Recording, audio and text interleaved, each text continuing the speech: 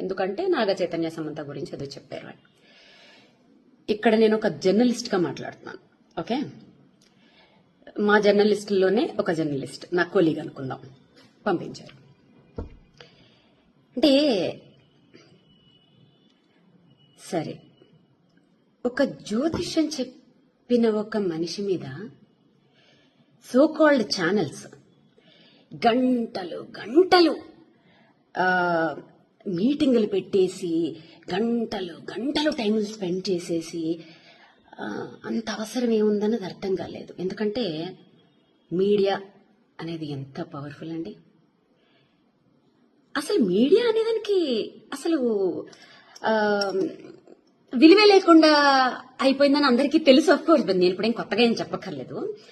కాకపోతే ఒకప్పుడు అంటే నేను పనిచేసిన టైంలో జర్నలిస్ట్